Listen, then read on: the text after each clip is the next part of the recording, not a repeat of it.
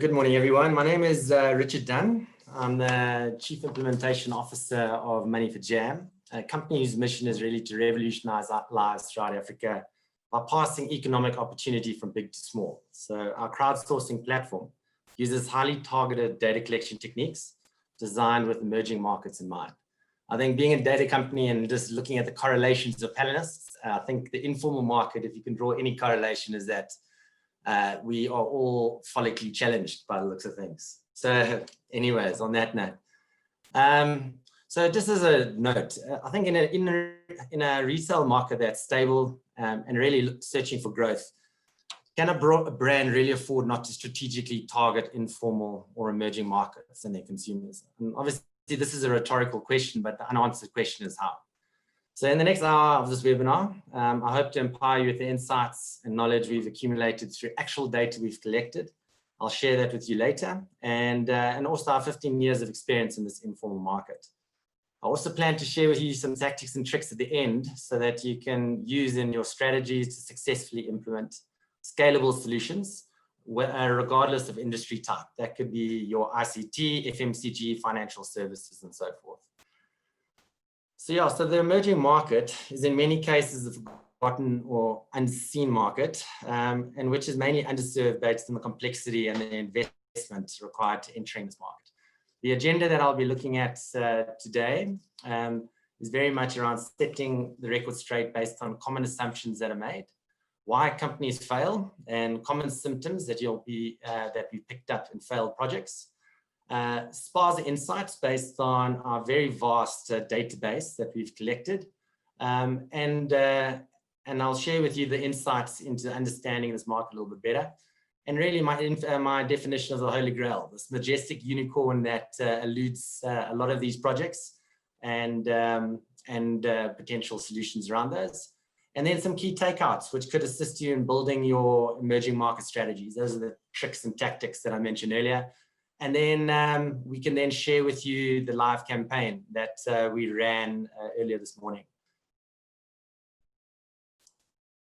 Okay, so before we begin, I thought it would just be nice to just, I think Gigi's done a good job there, but really around terminology. And obviously your Spaza, which we're going to be focusing predominantly on in this presentation, really is a convenience store. It's very much rural based. It consists of a vast array of nationalities. Surprisingly, there is a high churn rate in this relative to other informal retail categories, and it is unregulated for various reasons that have been touched on previously. Your Spaza market, also, it's quite diverse. I think each community takes on its own characteristics, and those characteristics really could be based on various social issues. But to operate in an extremely difficult environment, these guys' access to capital is very limited, but they are extremely resourceful. They do a lot with very little. So to operate these stores, we've mentioned already, a lot of them operate 24/7. You'll be surprised to see when you go into a lot of these stores, the bed is behind the counter. A lot sleep in the stores or in little rooms behind the stores. I will probably contradict a couple of the points that were mentioned earlier. I think in specific, there's a distinction. I recognize the fact that there's Spazarettes, Spazas, and various categories of stores, but there's two defining categories, I believe, that have various behavior patterns. And that's really your more walk-in Spaza, which is your Spazarette and Spaza we've spoken about earlier, but your gated counter store, which is a Spaza which is very much gated. There's a very vast growth of these Spazas through the market, predominantly around security concerns driven by a lot of xenophobia. The types of Spazas you get, you're looking at containers, freestanding stores, garages connected to homes, and then you get your more corner stores, tuck shops type thing, what we would be more familiar with. What you'll also notice in a lot of these images is the smorgasbord of advertising that you find on the walls here.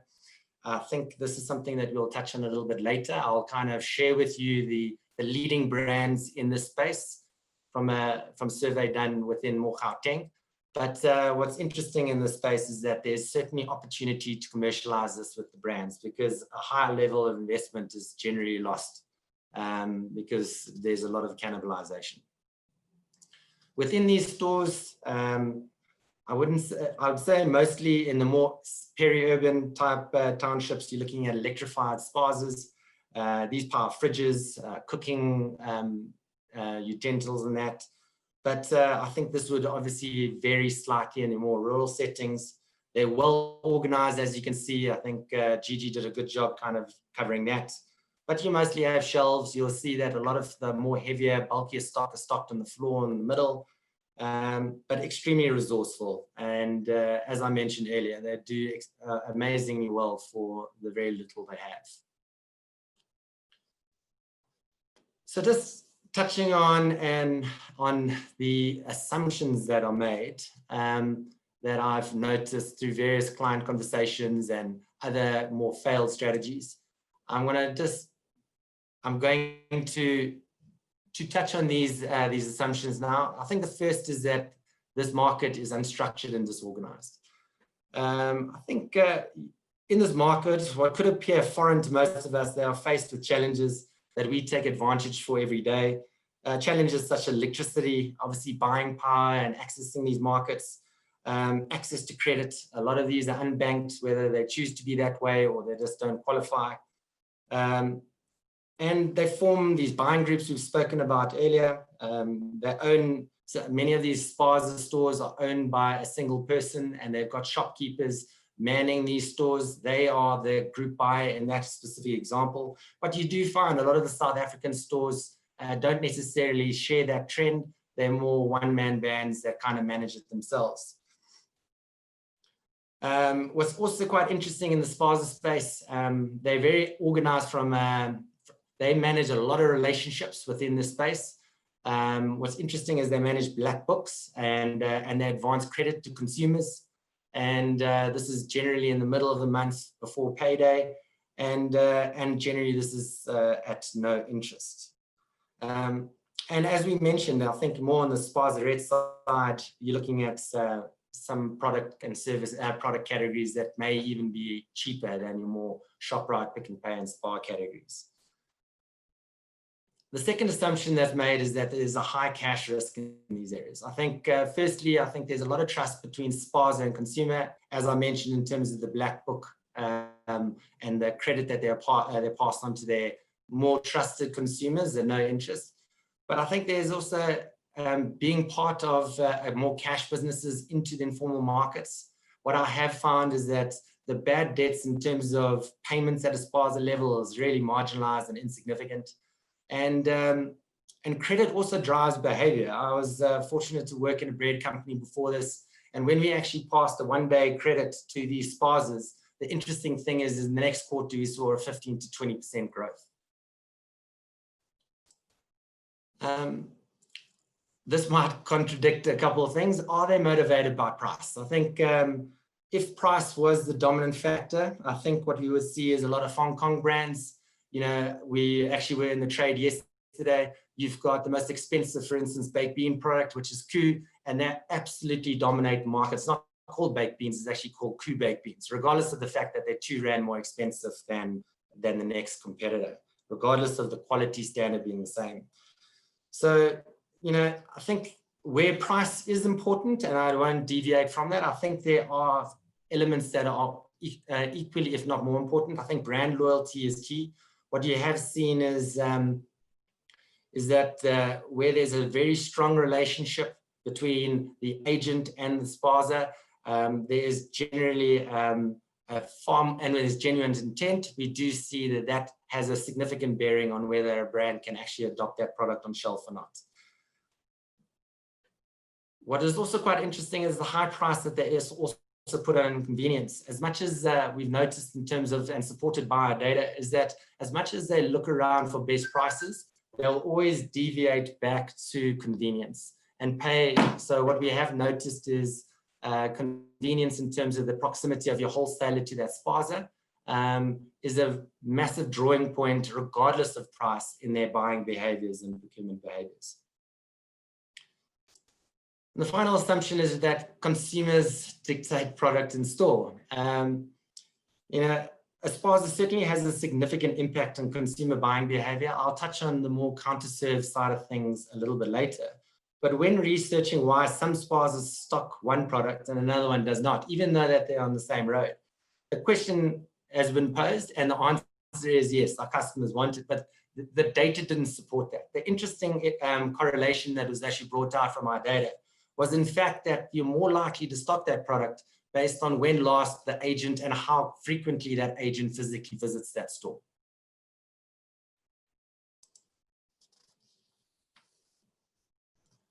So what are the challenges in these informal markets? The road is really littered with failed attempts where the costs could just not justify the returns. Your last mile cost could cost as much as 40% of the total cost of getting your product into market. And there are some clear shortcomings that I've noticed in many failed strategies. The first of which is data visibility. What we have noticed is data really does flow from manufacturer up to about more formal retail and possibly up to more cash and carry wholesaler level. But unfortunately, you know, with the lack of the visibility around the spending behaviors, how these consumers are interacting with your product, where your product is based, it certainly impacts the way that brands can really react to how to their marketing sales strategies and being a little bit more responsive to what's actually physically happening on the ground. The next is that all too often we see these inflexible strategies. The first thing is that, you know, these areas and these locations and townships, they're vastly different in various areas and they take on very different behaviors. So to have a fixed, very static strategy is a mistake. What we also seen is, because each area really does own its own behaviors, whether it be demographics and the environment around it. But the common trend is that strategies start and end from the boardroom. So this whole ivory tower type methodology that we kind of assume what people want in those specific areas where there's absolutely no parallels that we can compare ourselves to that specific market.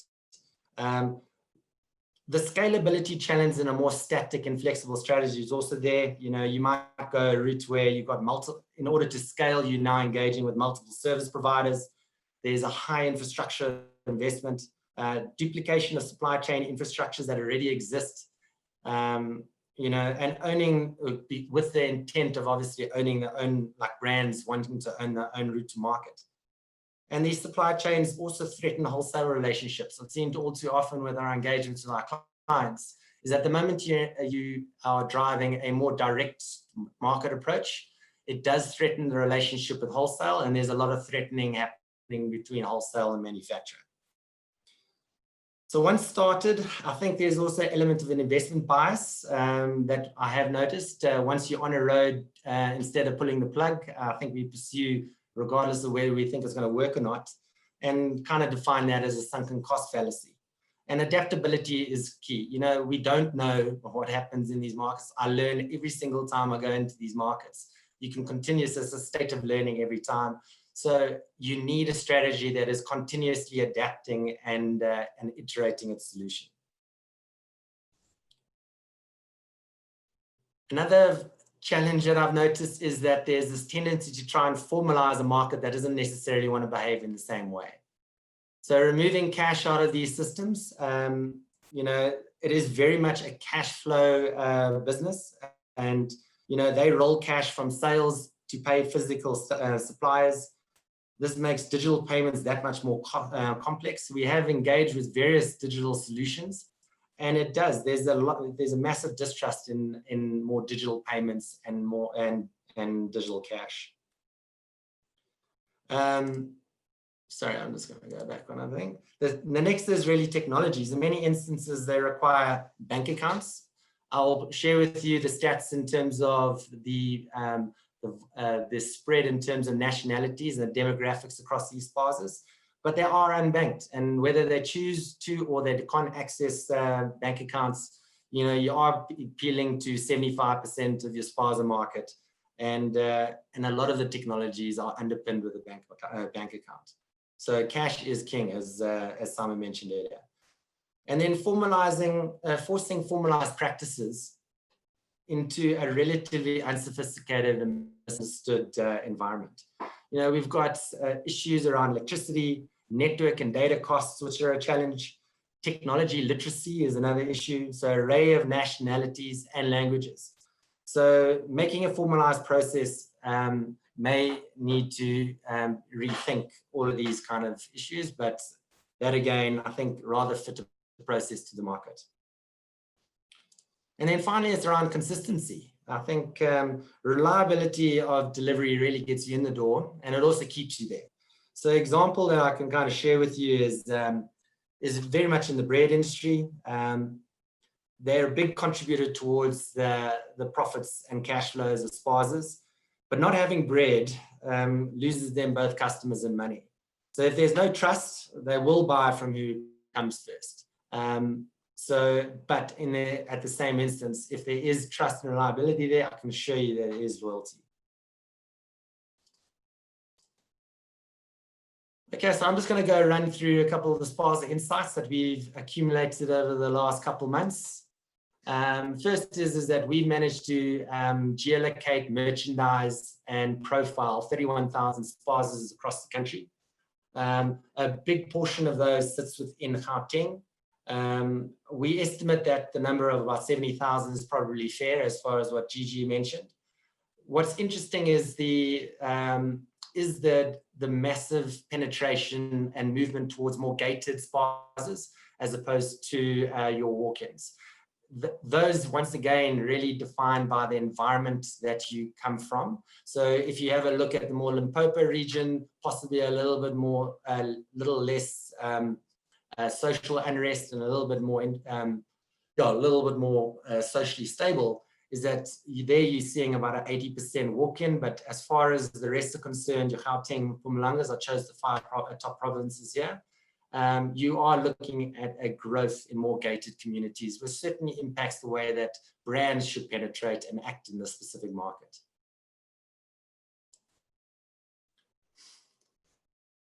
What do the demographics look like within the Spaza market? So leading the charge across those 31,000, you're looking at about Ethiopians sitting at 44%, South Africans taking up 25% of that market, followed by Somalians and Bangladeshis. So those are your 4 key demographic groups. What's quite nice to know is the smartphone penetration. They either carry a smartphone, they generally have a feature phone, but there's a lot that carry both. So any kind of technology solution or interactive tools that you're looking at building, the nice thing is they are online and they can be reached. The roles as well, we're looking at 3 distinctive roles that exist. You've got the more shopkeeper role. This is the guy that kind of talks to your shop owner. Your shop owner owns multiple stores. And then your more temporary guy, which is an owner that possibly owns a single store and then has to run out to go and get his groceries, where he physically closes his store, or alternatively gets a temp in to man the store while he's away. As far as the nationalities per province, this can deviate quite significantly, as you see, but Ethiopians still pretty much run quite strong all the way through, with the exception of the more Somalian market and the Western Cape side of things. And then your roles per province are pretty much stable somewhere down the middle. Wholesalers, you kind of looking at 100 large wholesalers that exist across the country. Predominantly, they sit within the more Gauteng area. We've noticed Spazas physically driving from Limpopo down to Gauteng to do their shopping, which is quite interesting. But the spread is very much Western Cape, KZN, and Gauteng. But there's about 338 meaningful wholesalers across the country. And 80%, yeah, that's about right. And these are your top wholesaler groups. As far as Spaza behaviors, this is a sample that was done in Gauteng.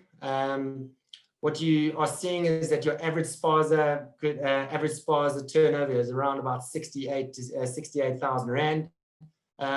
This, on the low end, we're looking at about 12,500. This is quite low, but then as far as 400,000, we certainly weren't looking at what Gigi was talking about in terms of the MIDI wholesalers. So this is more in the Spaza category. But when stock is collected, you're looking at generally they shop on Mondays and Fridays or when stock's needed. But proximity of where the Spaza shops is a critical criteria of where they decide to shop. The collection method is generally they collect as opposed to any kind of form of delivery. And the interesting insight is that is generally at around price of about 200 Rand per trip.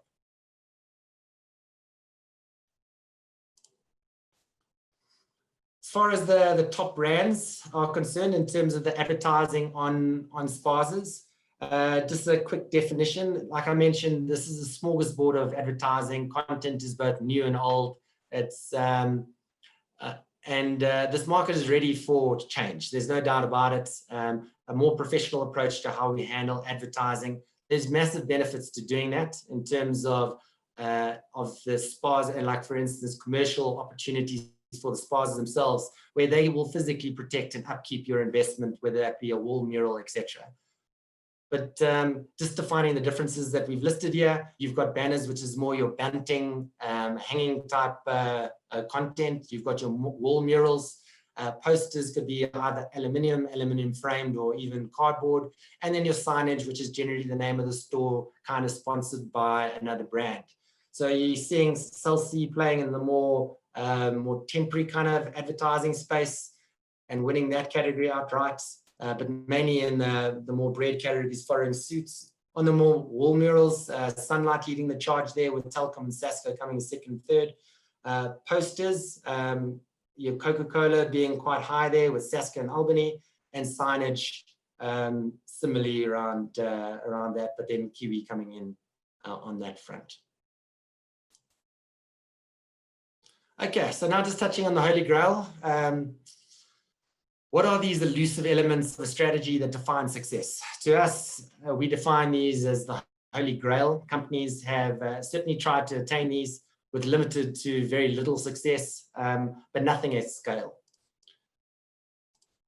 So the first of which is what I refer to as consumer pull. This is effectively an effective consumer pull strategy from Spazas.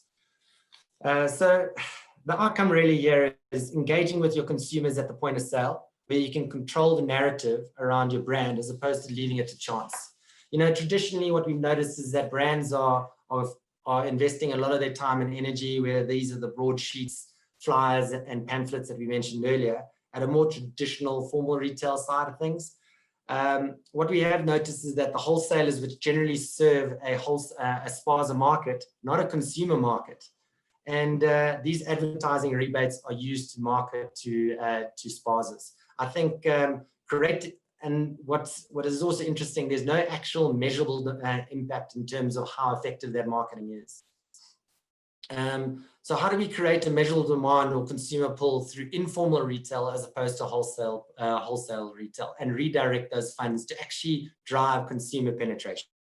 So it must be commercially viable to the brand, so that's absolutely true. But technology is certainly a key contributor to really unlocking this specific element. Second is real-time sales data and tracking. I think there's, creating transparency in transactional behavior and monitoring sales trends and consumer demand is critical.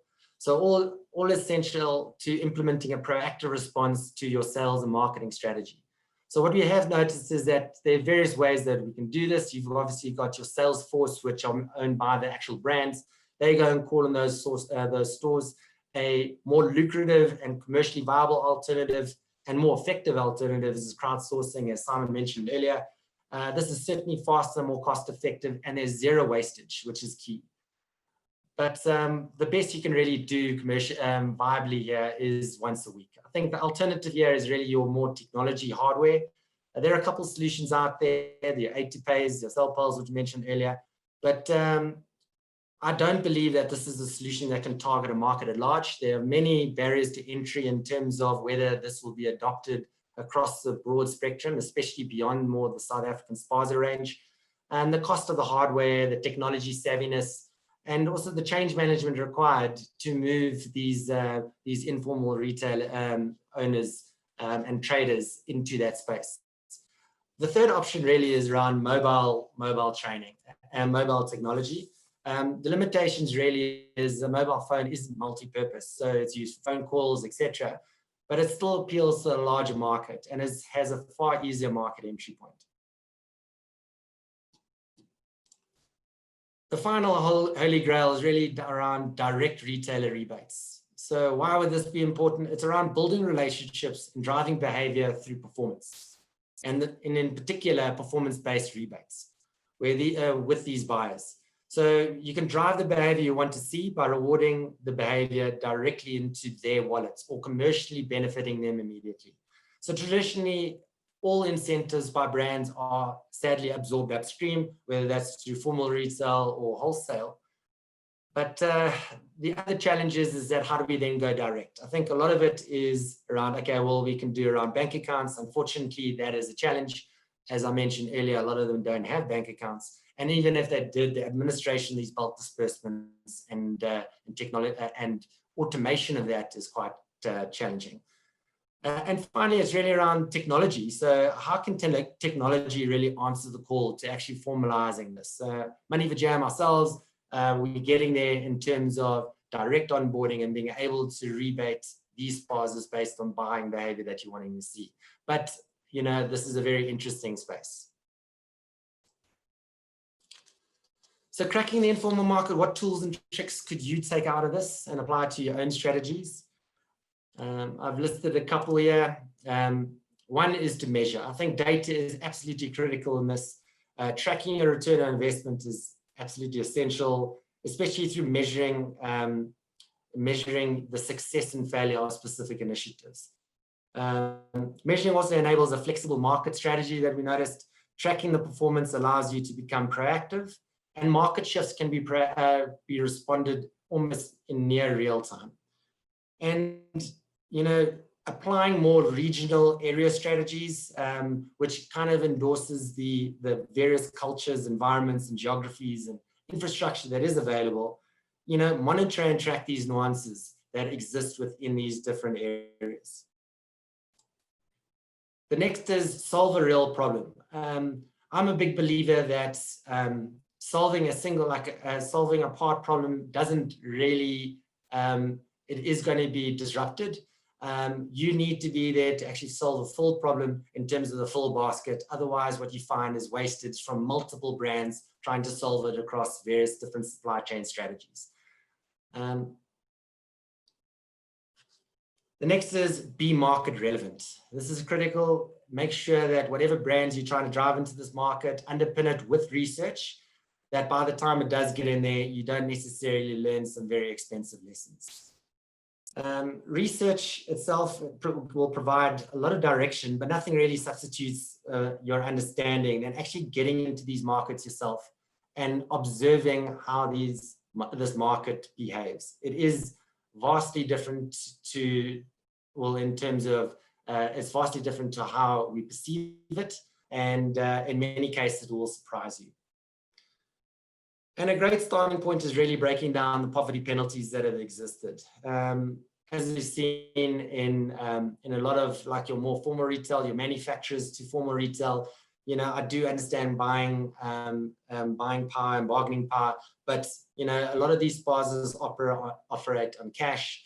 Very few get terms, and if any terms are achieved, it's generally through wholesale, and no rebates are generally passed down to this market based on any kind of collective buying.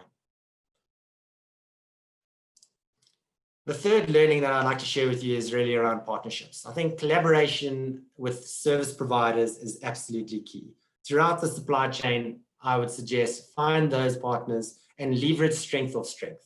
I think we've all got our own learnings and our own strengths. Manufacturers have got specific products and specific strengths. But then how do we get that last route to mile, as Simon and Justin shared, who've got a great product that we also use, and how do we leverage their strengths of others to make sure that our route to market is that much more effective and commercially viable. I would also suggest in this partner is not just necessarily service providers, but it's also the spazas themselves. Put the spaza at the heart of the strategy. It's amazing how loyal these spazas are when your motives are genuine. And it's just something to note. Leverage off infrastructure that already exists. We see all too often that manufacturers want to own their route to market. All this does is duplicates what already exists within those markets. So there's a level of waste that you can avoid there. And start by building trust and confidence with those spazas, and invest now so that you can realize some kind of a benefit later. And then finally, technology. See technology as an enabler as opposed to a solution. I think the real IP in all of this that we've learned through engaging thousands of spazas is that the real IP is relationships. Form those strong relationships with spazas, then it's amazing how that will both protect you and your brand, both short-term but long-term. Another one is to build a technology for a market as opposed to finding a market for a technology.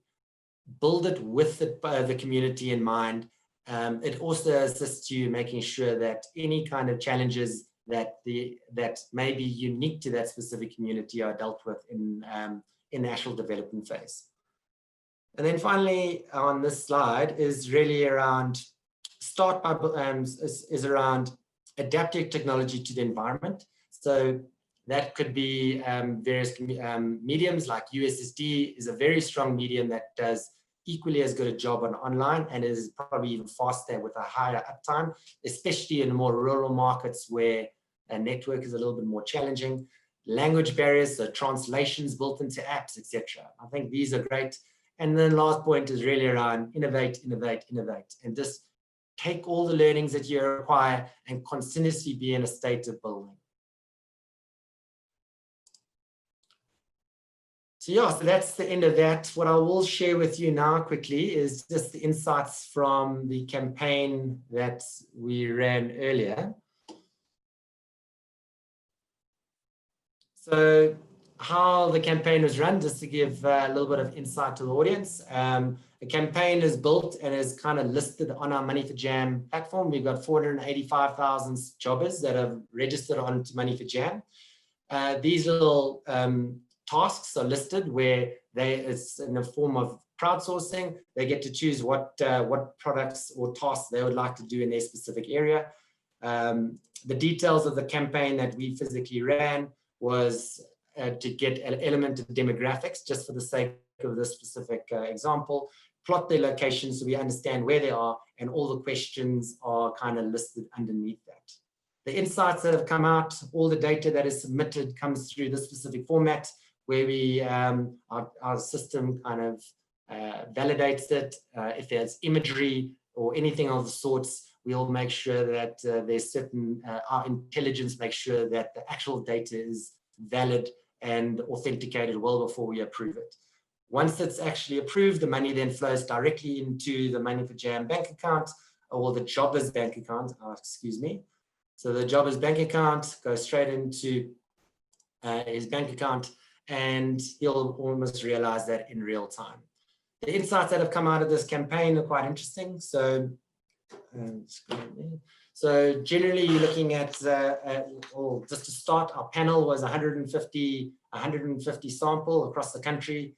It was opened up to any level of demographics. So we'll share that with you. The incentive was $15. It generally took us about 12 minutes for jobbers to grab this, and this was done within 28 minutes after launching it at 9:07. So you're looking at about a main category, anything from 18 to 34. That is our age sample, predominantly female. As you can see, there's a national grab rate, looks predominantly in your more Gauteng Northwest, and then stretching up into your Limpopo and Mpumalanga. Predominantly Black African, with the element of white, Indian, and colored coming through. What are your current employment status? So we're looking at predominantly that response to this specific survey: students, a large unemployed component, and then there's an element of full employed. Your earning criteria here, you're looking at about 18% were from 18 to 25 and 20%, but what you are noticing is about 47% earn under 6,500 Rand. And what is important, coming down to the question, so what is more important when you buy a product? Is it brand or price? You're looking at a far bigger response type in terms of price. Do you have access to Wi-Fi? This is very surprising. It looks like predominantly you've got about 71% that have some level of Wi-Fi access at home, with 28% with Wi-Fi router, so that's quite surprising. Are you part of any loyalty program? What you're looking at is 22% of the respondents on a Pick n Pay Smart Shopper. You're looking at 22% on Clicks, Dis-Chem, 11%, Jet, Edgar's, Macro, etc. So I think you're getting into smaller ones here. Which of the below do you prefer? This came down to carrying a bank card and carrying cash.